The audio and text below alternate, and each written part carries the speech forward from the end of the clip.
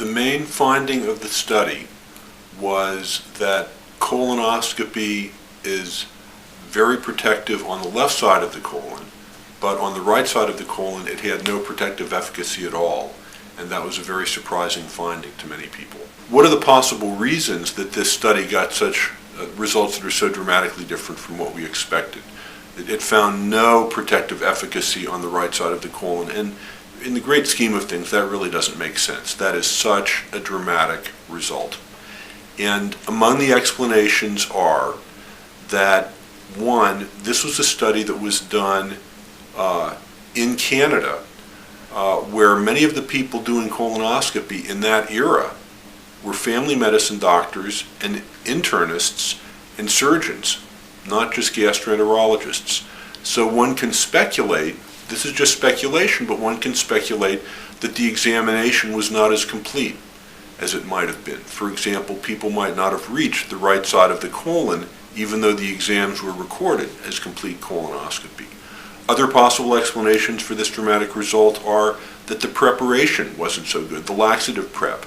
The way that the data were collected for this study, it was from an administrative database. There's no clinical data, as you would have on an endoscopy report or from a chart, saying how good was the prep.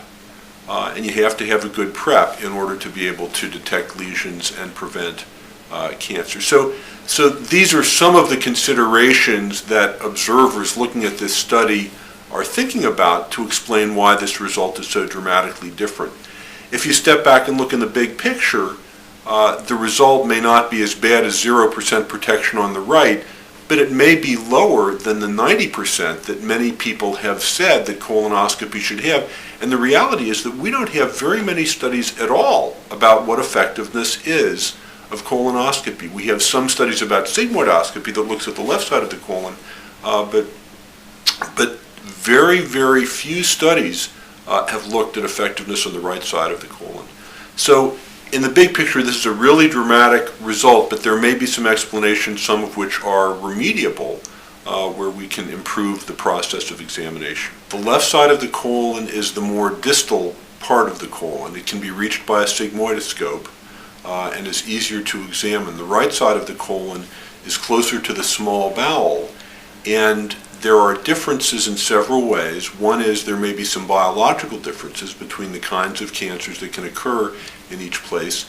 The right side of the colon is also harder to get to. You have to do more pushing and going around corners, and the right side of the colon is a bit harder to clean during the laxative prep for the examination. So all of these things add up for it perhaps being easier to have lesions that are missed on the right side of the colon.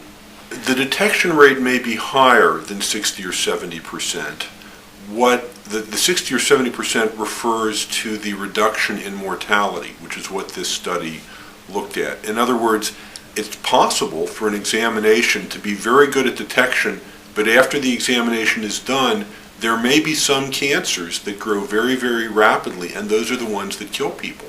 So in some cases, that lesion might not even be missed. It might not have been present. We don't know to what extent that happens, but of course, with cancers that we understand well, like melanoma or breast cancer, there can be a huge spectrum of growth rates. Some grow very slowly, some grow very rapidly. We don't know what that is for colon cancer. So the point is that we don't know exactly what the detection rate is or isn't. What I think you're referring to is if the mortality reduction is only 60 or 70%, what does that mean and what do we do? First, I think in the big picture, we can be really pretty pleased that colonoscopy is a good test if it reduces mortality by 60 or 70%. That is absolutely gigantic. Compared to breast cancer screening, for example, which we all do and we accept, the best that achieves is on the order of 25% mortality reduction. And prostate cancer screening that's very commonly done, it may work, but we don't have proof from appropriately designed studies that it reduces cancer mortality at all. So in the big picture, a reduction of 60 or 70% mortality for a cancer screening test like colonoscopy, that's really a gigantic and wonderful thing. The fact that it's not perfect may be frustrating. I think one way we can look at this is to be relatively satisfied that 60 to 70% is a big number. Another way to look at this is to try to do the things that may increase the effectiveness, that we think might increase the effectiveness of colonoscopy. For example, having a really good prep, paying attention to the prep that you as a patient may do. That's very important because it's doing an exam when the colon isn't clean. It's very frustrating, takes a long time, and the things can be obscured.